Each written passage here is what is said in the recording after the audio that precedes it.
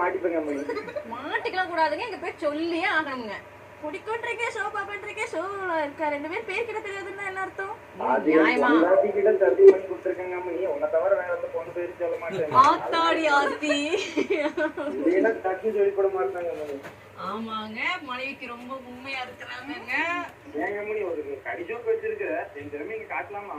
காட்டுங்க, அதுக்கு தாங்க உங்களுக்கு இந்த ஷோ. அவ்வளவுதாங்க மணி. என்ற பையன் பொழுதுனிக்கு சும்மா உட்காந்துக்கிட்டு இருந்தான். அவன்கிட்ட கேட்டேன், என்ன கேட்டீங்க? சும்மா காசெல்லாம் அழிச்சுக்கிட்டு உட்காந்துக்கிட்டே சாப்பிடுறேன் அப்படின்னு. சரிங்க. அதுக்கு அவன் ஒண்ணு பண்ணுனாங்க மணி. என்ன பண்ணிருப்பான்னு சொல்லுங்க பார்க்கலாம். என்ன பண்ணானுங்கன்னா வீட்ல ஃபேன் ஆஃப் பண்ணிட்டு சாப்பிட்டுப்பானுங்க. கரெக்ட்டுங்களா? இல்லைங்க மணி, படுத்துக்கிட்டு சாப்பிட்டாங்க மணி.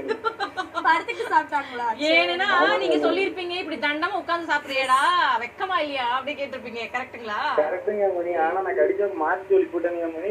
தெரியுங்க, அதனால நான் வேற பதில் சொன்னேனுங்க. நீங்க அது தப்பு சொல்லி போட்டீங்க. பரவாயில்லைங்க மணி, ரொம்ப